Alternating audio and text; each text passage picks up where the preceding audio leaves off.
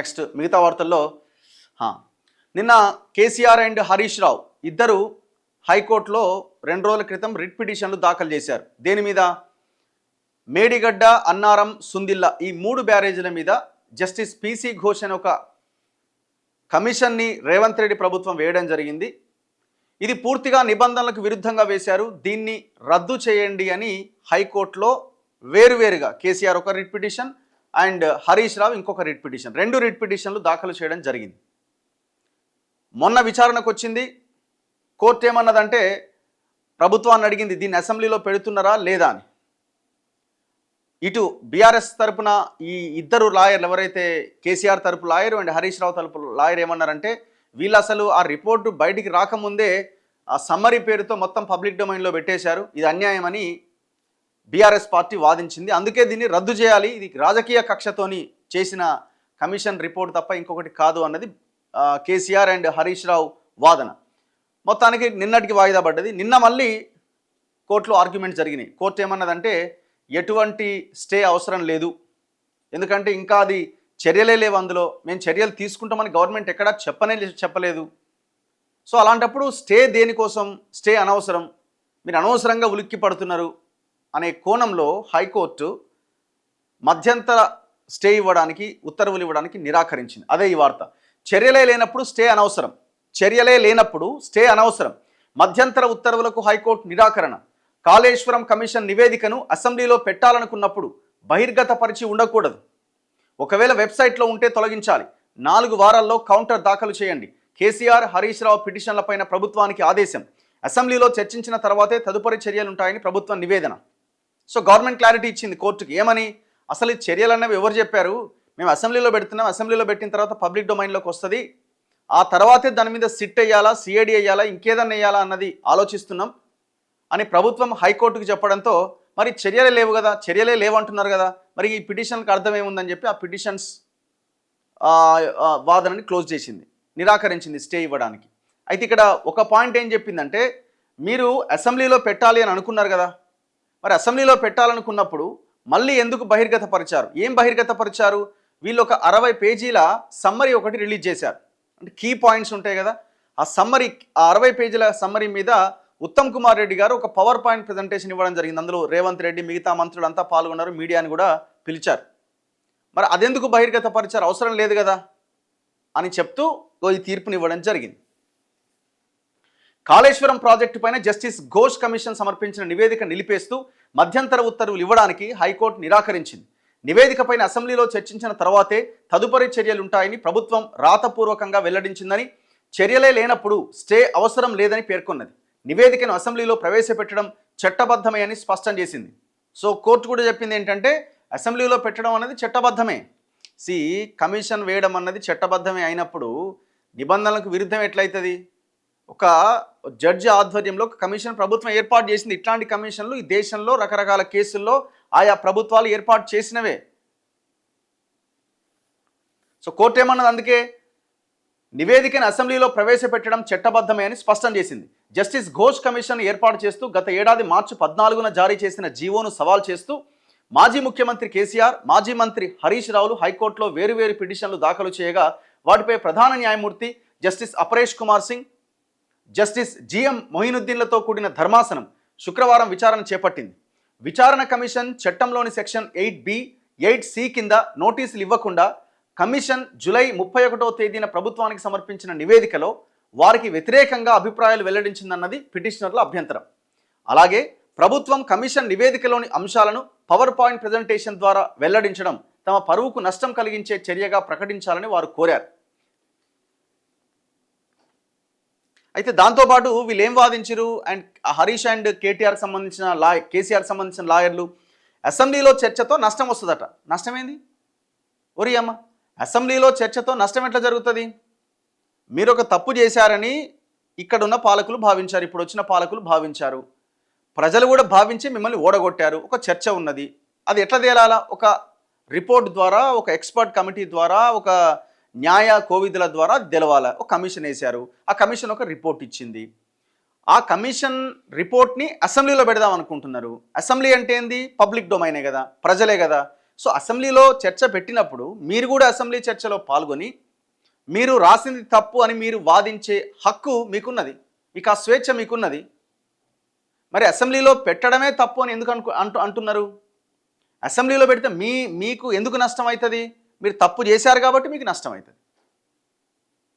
అసలు ఇది చర్చ కానీ ఏదైతుందైంది, మనమే తప్పు చేయలేదు అనే ధైర్యం అనే ధీమా మీరు వ్యక్తం చేసినప్పుడు ప్రజల్లో ఇంకా అమ్మ ఏం చేయనట్టుందేమో అని అనుకునే అవకాశం ఉంటుంది. ఒకవేళ మీరు యాక్టింగ్ చేసినా సరే. కానీ అసలు మీరు అసెంబ్లీలోనే చర్చ వద్దంటే ఎట్లా?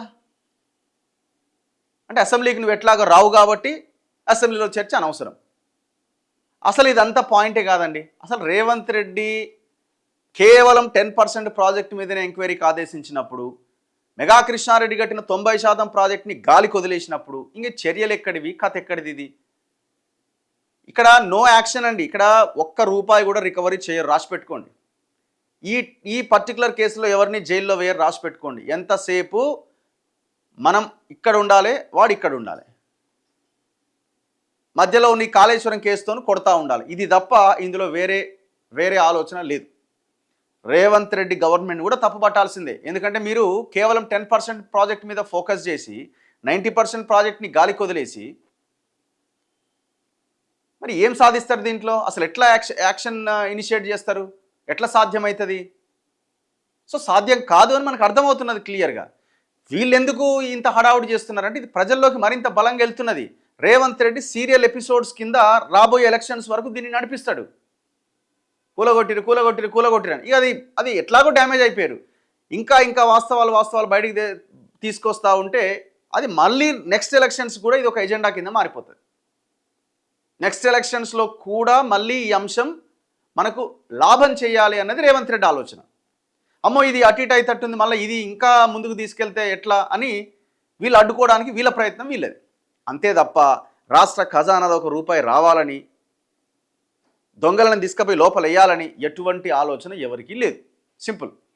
పిటిషన్ల తరపున సీనియర్ న్యాయవాదులు ఆర్యమ సుందరం, దామా శేషాద్రి నాయుడు వాదన వినిపిస్తూ కేసీఆర్, హరీష్ రావు లాయర్లు నివేదికను అసెంబ్లీలో చర్చకు పెట్టడం ద్వారా దానికి సంబంధించి అన్ని అంశాలు ప్రతిరోజు మీడియాలో వస్తాయి.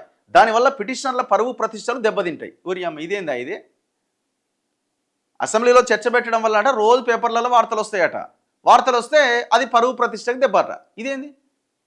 వార్తలు వస్తాయి, మరి రాకపోతే ఎట్లా? ఇప్పుడు వస్తలేవా వార్తలు? అంటే అసెంబ్లీలో కూడా డిస్కస్ చేయొద్దని మీరు చర్చ కోర్టులో వాదిస్తున్నారంటే ఇక మీరు ఏమనాలిగా? అసెంబ్లీ అంటే ఏంది? ప్రజలది. అంటే అసెంబ్లీ అంటే దాని ప్రైవేట్ ప్రాపర్టీ అనుకుంటున్నారా ఏంది? సెక్షన్ బి, సెక్షన్ సి కింద వేర్వేరుగా నోటీసులు ఇవ్వకుండా పిటిషనర్లకు వ్యతిరేకంగా నిర్ణయాలు వెలువరించడం, వాటిని వెబ్సైట్లో ఉంచడం సరికాదు. సంక్షిప్త నివేదిక, బహిరంగ చర్చలు ఇవన్నీ ప్రభుత్వ చర్యలు. ఇందులో కోర్టులు జోక్యం చేసుకోవచ్చు. అసెంబ్లీ చర్చలోకి వెళితే కోర్టులు జోక్యం చేసుకునే అవకాశం ఉండదు. ఏం చర్యలు ఉంటాయన్నది లేకుండా అసెంబ్లీలో చర్చ రాజకీయంగా ఇబ్బంది కలిగిస్తుంది. ప్రత్యక్ష చర్చ ద్వారా పిటిషనర్ల పరువు ప్రతిష్టలను దెబ్బతీయడానికే ఇదంతా. పిటిషనర్లకు నిబంధనల ప్రకారం నోటీసులు ఇవ్వకుండా రూపొందించిన నివేదిక చెల్లుబాటు కాదు అని వాళ్ళ ఆర్గ్యుమెంట్ని వాళ్ళు చేసే ప్రయత్నం చేసిరికి వాళ్ళ అడ్వకేట్లు ఏముంటుంది, వాళ్ళ పని వాళ్ళు చేస్తారు. ఏదేమైనా దాన్ని అడ్డుకునే ప్రయత్నం ఒకటి. నివేదిక పైన తదుపరి చర్య ఉంటుందని శుక్రవారం ఏజీ రాతపూర్వకంగా తెలిపారు. అంటే అసెంబ్లీలో పెట్టిన తర్వాత తదుపరి చర్య ఉంటుందని. ఈ నివేదిక పైన మంత్రివర్గం కోసం సంక్షిప్త నివేదిక అందజేసినట్టుగా వివరించారు. జస్టిస్ ఘోష్ నివేదికను ప్రభుత్వం అనుమతిస్తూ దీన్ని చర్చ కోసం అసెంబ్లీలో పెట్టాలని మంత్రి మండలి ఆగస్టు 8న తీర్మానించింది అని హైకోర్టు పేర్కొన్నది. నివేదికను ఆమోదించి అసెంబ్లీలో పెట్టాలని నిర్ణయం తీసుకున్నప్పుడు అందులోని సమాచారాన్ని బహిరంగంగా వెల్లడించి ఉండకూడదు. ఒకవేళ నివేదిక వెబ్సైట్లో ఉన్నట్లయితే దాన్ని తొలగించండి. కేసీఆర్, హరీష్ రావుల పిటిషన్లపైన 4 వారాల్లో కౌంటర్లు దాఖలు చేయండి అని రాష్ట్ర ప్రభుత్వ ప్రధాన కార్యదర్శి, నీటిపారుదల శాఖ కార్యదర్శులకు ఆదేశాలు ఇచ్చింది హైకోర్టు. అధికారులు దాఖలు చేసిన తర్వాత వాటికి సమాధానం ఇవ్వాలనుకుంటే వారంలోగా ఇవ్వాలని కేసీఆర్, హరీష్ రావులను ఆదేశించింది. విచారణ అక్టోబర్ 7వ తేదీకి వాయిదా వేసింది. వ్యక్తిగత అవినీతి ఆరోపణలు లేవు. సాక్షులందరి విచారణ అనంతరమే చివరిలో పిటిషనర్లను విచారణకు పిలిచారు. ప్రభుత్వం తరపున అడ్వకేట్ జనరల్ ఏ సుదర్శన్ రెడ్డి, ఎస్ నిరంజన్ రెడ్డిలు ధర్మాసనం దృష్టికి తీసుకొచ్చారు. పిటిషనర్లు కమిషన్ నుంచి వారికి రావాల్సిన నివేదికలు తీసుకొని సమాధానం ఇచ్చారు. అందువల్ల వారికి అవకాశం ఇవ్వలేదు అనడం అవాస్తవం. వారు కిరణ్ బేడి, ఎల్కే అద్వానీ కేసులు ప్రస్తావించారు, కానీ అవి ఇక్కడ వర్తించవు. వారిని సాక్షుల కంటే ముందే విచారణకు పిలిచారు. అలాగే విజయభాస్కర్ రెడ్డి కేసును ఉదహరించారు. ఆ కేసులో నోటీసులో అన్ని అంశాలు పేర్కొనలేదు. ఇక్కడ నోటీసుల్లో స్పష్టంగా అన్నీ పేర్కొన్నారు. నివేదికను బహిరంగ పరచలేదు. అది మంత్రిమండలి కోసం రూపొందించిన ఒక నోటు మాత్రమే. నివేదికలో పిటిషనర్లపైన వ్యక్తిగతంగా అవినీతి ఆరోపణలు లేవన్న విషయాన్ని గుర్తించాలి. ముఖ్యమంత్రిగా మంత్రిగా వారు విధుల్లో ఉంటూ తీసుకున్న చర్యలపైన విచారణ చేపట్టవచ్చు. వాటిని వెల్లడించాల్సిన అవసరం ఉన్నది. అందువల్ల అసెంబ్లీలో పెట్టి చర్చించాలన్న అంశాన్ని ఎలా తప్పుపడతారు? అసెంబ్లీలో చర్చించిన తర్వాతే తదుపరి చర్యలుంటాయి. ఇంత భయం ఎందుకండి? నాకు అర్థం. నువ్వు ఏ తప్పు చేయవైతివి. అసలు ఆడ రేవంత్ రెడ్డి చర్యలు తీసుకోవడానికి అసలు ఆయన యాక్షన్ ప్లాన్ లేకపోయా ఆయన దగ్గర. మరి భయం దేనికి? ఇదేంటంటే ఇది ప్రజల్లో ఇప్పటికే మనకి బాగా డ్యామేజ్ అయినాం, ఇంకా ఉన్న ఇజ్జత్ కూడా పోతట్టుంది అన్న కోణంలో వాళ్ళు ఎందుకంటే వీళ్ళకి ఉలికెక్కువ కదా.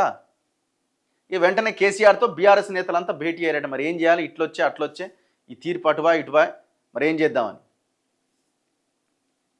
అన్ని పేపర్లలో ఈ వార్త ప్రధాన వార్తగా ఉన్నది. మనం ఇక్కడ ఈనాడు దగ్గర ఉన్నాం. చలో నెక్స్ట్ మిగతా వార్తల్లో ఇప్పుడు అసెంబ్లీకి వచ్చి చర్చించవచ్చు కదా. ఎందుకు రాడు అసెంబ్లీకి? ఎందుకు రాడండి కేసీఆర్? ఇప్పుడు నువ్వు ఒకవేళ మీరు అసెంబ్లీకి రాకపోతే ఆ ప్రధాన ప్రతిపక్ష పదవి ఏదైతే ఉందో అది కేటీఆర్కే ఇవ్వండి. ఇప్పుడు ఆయనే కదా మీ వర్కింగ్ ప్రెసిడెంట్. లేకపోతే హరీష్ రావుకే ఇవ్వండి. ఎవరు వద్దన్నారు? ఎవరన్నా వద్దన్నారా? రఘు గారు వాళ్ళు ఒక్కటే. నేను కొట్టినట్టు చేస్తా, నువ్వు తిట్టినట్టు చేయి, 5 ఏళ్ళు అయిపోతుంది అంతే. అది అట్లనే ఉన్నది. జోహార్ కామ్రేడ్ సురవరం సుధాకర్ రెడ్డి. తప్పు చేయకపోతే ధైర్యంగా ఎదురు నిలబడాలి. ఇప్పుడు వాళ్ళు ఏం చేయాల్సిన అక్కర్లేదండి. జరిగే ప్రాసెస్ని ఆ విచారణ ఎదుర్కొంటూ వెళ్తే అయిపోతుంది కదా. అసెంబ్లీలో పెడితే అసెంబ్లీలో పెట్టొద్దని అంటారు ఏంటంటే నాకు అర్థం కాదు. ఎమ్మెల్యేల పెన్షన్లు, రిటైర్డ్ ఎంప్లాయీస్ పెన్షన్ కట్ చేయాలి. ఎందుకన్నా వాళ్ళు ఏమైనా ఫ్రీ సర్వీస్ చేస్తున్నారా? ముఖం లేదట. అసెంబ్లీకి వచ్చే ముఖం లేదట. ముఖం ఎట్లుంటుంది? ఇంకా డైలీ సీరియల్ లాగా నడుస్తుంది. కాళేశ్వరం ముందుకు పోదు 100%. ఇంకా 10 పిటిషన్లు వేయాల్సింది. వీళ్లకు ఆ పొగరు తగ్గదు. మోసమే. తీసుకెళ్ళి జైల్లో పెట్టి నెక్స్ట్ వాళ్ళ ఆస్తులను అటాచ్మెంట్ ఆర్డర్ ఇవ్వాలి. అసెంబ్లీకి రాడు.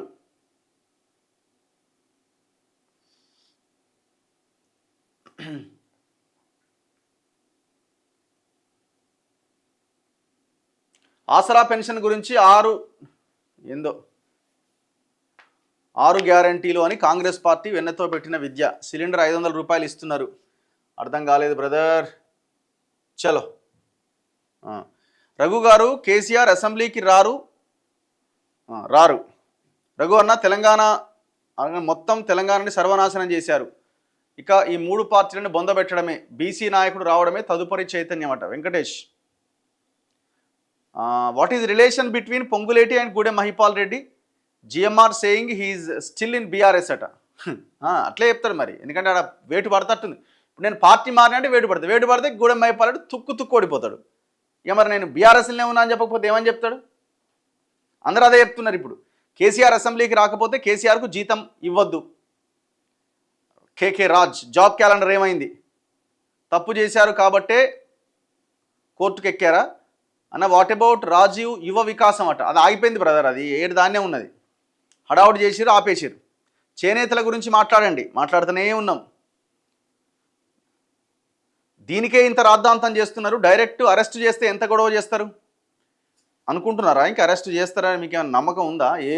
నాకైతే ఏం పెద్దగా నమ్మకం లేదు అరెస్ట్ చేస్తారని అన్న. వాట్ అబౌట్ రాజీవ్ యువ వికాసం? ఓకే, కోర్టుకు ఎక్కి పేపర్లో వస్తే ఇజ్జత్ పోదా? ఇప్పుడు పబ్లిక్ లైఫ్లో ఉన్న తర్వాత ప్రతిదీ పేపర్లోనే వస్తుంది. ఇప్పుడు వాళ్ళది ఒక పార్టీ 10 ఏళ్ళ అధికారంలో ఉండి ఇప్పుడు ప్రధాన ప్రతిపక్షంగా ఉన్న పార్టీ. ఇప్పుడు కాంగ్రెస్ వాళ్ళు, బీజేపీ వాళ్ళు వాళ్ళే రావా వార్తలు? ఎవరిదైనా వస్తుంది. అసలు అది చర్చనా అన్న? వీళ్ళు చేసిన అవినీతికి తెలంగాణ నుంచి తరిమి కొట్టినా పర్లేదు. సన్న వడ్ల బోనస్ గురించి మాట్లాడండి శంకర్. అసలు ఇటువంటి ప్రతిపక్షం నేను చూడలే. సురేష్, రోజు తప్పకుండా మీ న్యూస్ చూస్తాను. టీవీ ఛానల్స్ న్యూస్ చూడడం మానేశా, ఎందుకంటే వాటిలో వాస్తవాలు ఉండట్లేదు. Srinivas, thank you very much. కోర్టును గడువు అడుగుతారా లేదా ఎలక్షన్లకి వెళ్ళిపోతారా అన్న చెప్పు, మీ అనాలిసిస్ ఏంది? నాకు తెలిసి సెప్టెంబర్లో ఏమో నోటిఫికేషన్ ఏదో ఉంటుందని అంటున్నారు, ఆలోపి లేదా సుప్రీంకోర్టుకి వెళ్తుందని ఇంకొకరు మాట్లాడుతున్నారు, రకరకాలుగా ఉన్నది. ట్రాఫిక్ పోలీస్ పైన స్టింగ్ ఆపరేషన్ చేయాలన్నట. దొంగలు కలిసినట్టు ఉన్న వాళ్ళందరూ ఒక్కటే అన్న, రేవంత్ రెడ్డి దిగిపో, నీ వల్ల చేత కాదు, ఇంకా సంపాదించుకున్నది చాలట అన్న. విశ్వకర్మల గురించి మాట్లాడండి. Belt shops matter discussion please. Okay, మలిదశ ఉద్యమం కావాలని డిమాండ్ పెరిగిందట. ప్రతిపక్ష నాయకుడిగా ఆయన్ని రద్దు చేయాలన్నట. విశ్వకర్మలు అంటే గుర్తొచ్చింది, నిన్న ఉప్పల్లో ఒక ఆయన ఆత్మహత్య చేసుకున్నట్టు, ఆకలి చావు పాపం, అన్యాయం. కేసీఆర్ ఫామ్ హౌస్ అసెంబ్లీ కదా, ఆయన ఏమో రేవంత్ రెడ్డి అదే జైలు అంటాడు, ఆయన అనుకుంటుండు అదే అసెంబ్లీ అని ఆయన అనుకుంటుండు. ఏం చెప్తాం ఇక. కొంచెం విఆర్ఓలు చేసిన మంచి పనులు కూడా చెప్పండి. ఓకే, కేసీఆర్ అరెస్ట్ కాడు, ఏ పార్టీ అధికారంలో ఉన్నా మన బతుకుదేరు మనదే, కరెక్టే. కుల వృత్తులు ఆగమైపోయినాయి, ఆర్టీసీ విలీనం ఏమైంది, గాలికే పోయింది అది అన్న. స్కాములు చేస్తే పేపర్లో రాకపోతే ఏడొస్తాయి, అంతే కదా మరి. అవుట్సోర్సింగ్ ఎంప్లాయీస్ కష్టాల గురించి మాట్లాడండి. 2 రైతులు ఆత్మహత్య చేసుకున్నారు. Revanth Reddy should be replaced by Bhatti అట, అది జరగని పని అది. స్లోలీ సీఎం లూజింగ్ క్రెడిబిలిటీ అన్న. దర్జీల కోసం మాట్లాడండి. ఓకే, ప్రతిపక్షం ప్రజల తరపున మాట్లాడొచ్చు, కానీ అసలు వీళ్ళు ఏమనాలో కూడా తెలియదు వీళ్ళను. Okay, Raghu bro appreciate your time for Ameenpur road issue అట. మరి దారుణం అండి ఆ రోడ్ అయితే, నిజంగా. ఒక 2 కిలోమీటర్ల రోడ్డు బిహెచ్ఎల్ క్రాస్ రోడ్ నుంచి అమీన్పూర్కి వెళ్ళాలంటే ఒక 20 నిమిషాలు పడుతుంది. 2 కిలోమీటర్స్ జస్ట్. అసలు గట్టిగా వెళ్తే మంచి రోడ్ అయితే ఒక 3-4 నిమిషాలు ఆడు ఉండాలి, అంత కూడా పట్టదు కదా బేసిక్గా. 20 నిమిషాలు పడుతుంది ఆ రోడ్. ఛాలెంజ్ చేస్తా, 10 నిమిషాల లోపు వెళ్తే ఏదంటే అదే. అట్లాంటి సిచ్యువేషన్ ఛాలెంజ్ చేస్తున్నారు అక్కడ నేను వెళ్తే జనాలు. సురవరం సుధాకర్ రెడ్డి గారు కన్నుమూత. అవును, విమలక్కతో ఇంటర్వ్యూ చేయండి, మూమెంట్ అండ్ అరుణోదయాలో తన పాత్ర తెలుసుకోవాలి. తప్పకుండా అది అనుకున్నాం ఆల్రెడీ, అతి త్వరలోనే ఆ ఇంటర్వ్యూ మీ ముందుకు వస్తుంది. Please discuss about 317 GO. Ration కార్డులు ఇవ్వడానికి అమౌంట్ అడుగుతున్నారట. అన్నిట్లా ఇందిరామహిళలకు అమౌంటే, దానికి అమౌంటే, దీనికి అమౌంటే. రఘు అన్న, నేను కాంగ్రెస్ కార్యకర్తని, ఇప్పుడు స్థానిక ఎన్నికల్లో చెప్పు దెబ్బలే ఉంటాయట వీళ్ళకి. ఉండొచ్చు ఆయా నియోజకవర్గాల్లో. నా ఉప్పల్ గట్కేసర్ రోడ్డు చాలా ఘోరంగా ఉంది, మళ్ళీ జన్మలో ఆ రూట్లో నేను పోను అనుకుంటున్నా. అన్యాయం, అది కూడా చాలా దారుణమైన రోడ్డు అన్న. చేనేతను జిఎస్టీ నుంచి తీసేయాలి ఖచ్చితంగా.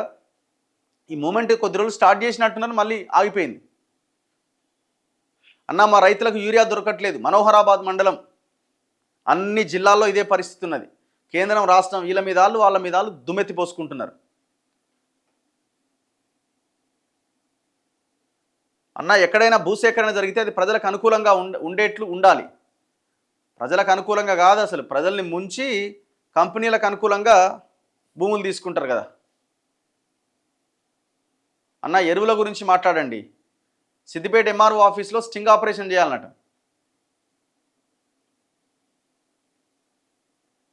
మోదీ బిహైండ్ సేవింగ్ కేసీఆర్ అట.